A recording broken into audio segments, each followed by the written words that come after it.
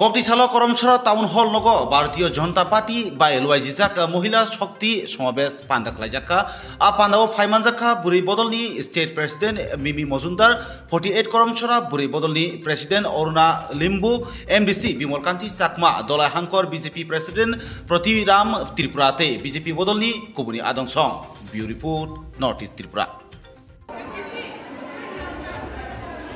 2025 48 করমছড়া মন্ডলে আজকে আমরা একটা বিশাল মহিলা শক্তি সমাবেশ আমরা দেখতে পেয়েছি এবং এই মহিলা শক্তি সমাবেশ কিন্তু একমাত্র নরেন্দ্র মোদীজির কারণেই সেটা সম্ভব হয়েছে।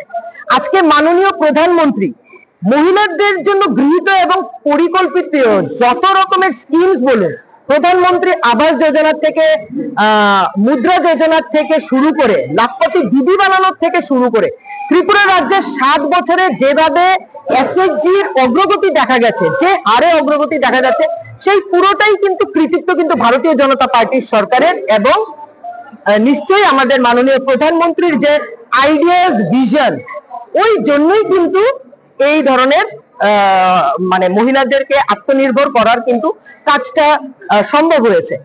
এবং আমি একটা কথাই দেখতে পেরেছি বা প্রত্যেকটা প্রোগ্রামে বিভিন্ন ধরনের মহিলাদের দ্বারা সমাবেশ আমি করে চলছি ইতিমধ্যে বিভিন্ন জেলায় জেলায়, যেভাবে মহিলাদের স্বতঃস্ফূর্ততা এবং যেভাবে মহিলাদের একটা উন্মাদনা, যে আনন্দ, ওদের যে একটা উচ্ছ্বাস, ওদের কিন্তু কারোর কিন্তু জোর করে ওদেরকে কিন্তু এখানে টেনে আনতে হচ্ছে না।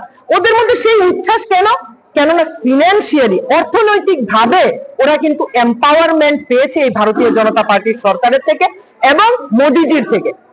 এবং আমি আপনাদের মাঝখানে একটা কথা ধরে তুলতে চাই যে দেখা যাচ্ছে ইতিমধ্যে আমাদের কমিউনিস্টের যে মানিক সরকার বাবু যে ছিলেন, উনি বিভিন্ন ভাবে উনি একটা কথাই বলছে যে ভারতীয় জনতা পার্টি ইজ ফেসিস্ট, ওরা ফেসিস্ট আইডিওলজি মেনটেন করে।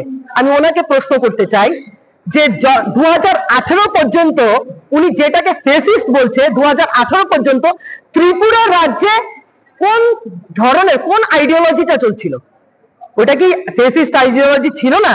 এবং উনি ফেসিস্ট আইডিওলজি বলে কাকে উনি চিহ্নিত করতে চাইছেন? উনি চিহ্নিত করার উনি কথাটা পুরোপুরি বলুক যে ফেসিস্ট আইডিওলজি দিয়ে সেটা উনি কাকে চিহ্নিত করতে চাইছেন।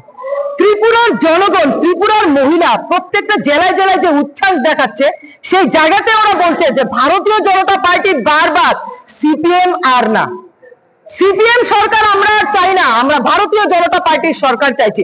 আপনারা ইতিমধ্যে দেখেছেন কালকে বিশালগড়ে একটা ম্যানুফ্যাকচারিং ইউনিট হয়েছে।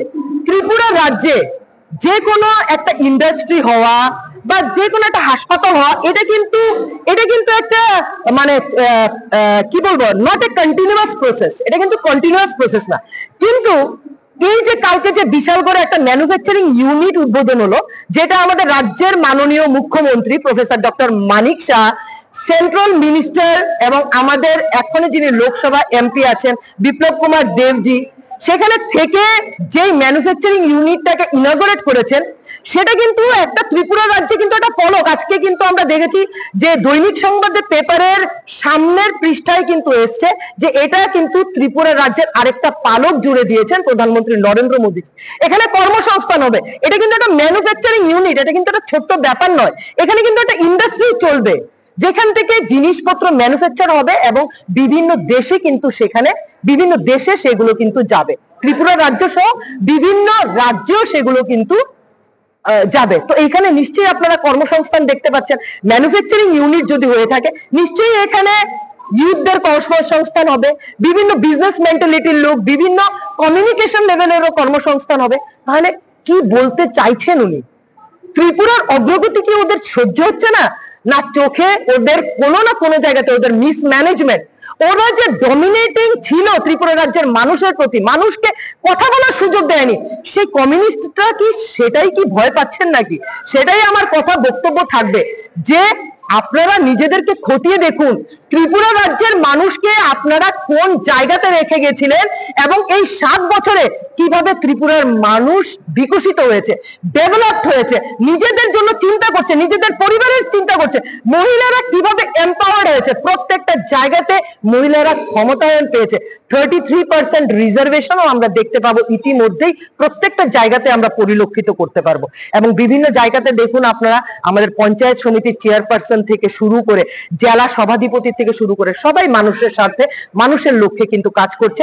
এবং ইতিমধ্যে আমি বলতে আজকে করমছড়ার মন্ডলের যে মহিলা সংগঠনের যে একটা আর্তনাদ দেখতে পেলাম, সেটা দিয়ে স্পষ্টভাবে জাহির হয়ে গেছে যে ভারতীয় জনতা পার্টি বারবার ত্রিপুরা রাজ্যের জনগণ চাইছে এবং সিপিএম আর নয়, কমিউনিস্ট আর নয়।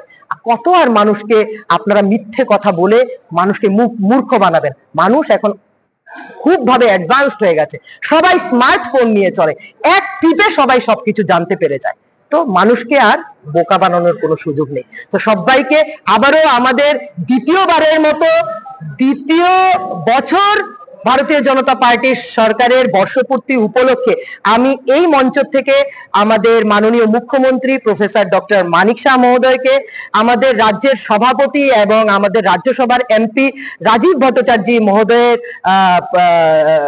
পক্ষ থেকে এবং আমি এই মঞ্চ থেকে প্রফেসর ডক্টর মানিক শাহ, আমাদের এখানে ত্রিপুরা রাজ্যের মুখ্যমন্ত্রী এবং আমাদের রাজ্য সভাপতি মাননীয় রাজীব ভট্টাচার্য মহোদয়, যিনি রাজ্যসভার এমপিও, এবং আমাদের যিনি ফরমার চিফ মিনিস্টার আর এখন লোকসভার আসনের যিনি আমাদের আছেন বিপ্লব কুমার দেবজি সাংসদ, তো ওনাদেরকে সবাই আমার ব্যক্তিগত পক্ষ থেকে এবং ত্রিপুরা প্রদেশের পক্ষ থেকে আপনাদেরকে অনেক অনেক অভিনন্দন এবং শুভেচ্ছা রইল।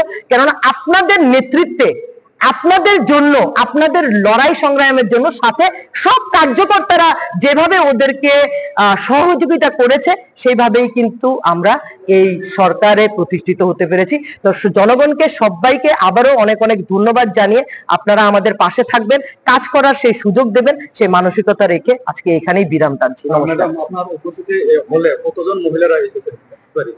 দেখুন, আপনারা নিশ্চয়ই মিডিয়ার থেকে ছিলেন, আপনারা দেখেছেন হলের মধ্যে খাঁচাখাচ ভিড় ছিল এবং মহিলারা, দিদিদের আমি নমন জানাই, মাতৃশক্তিদের নমন জানাই।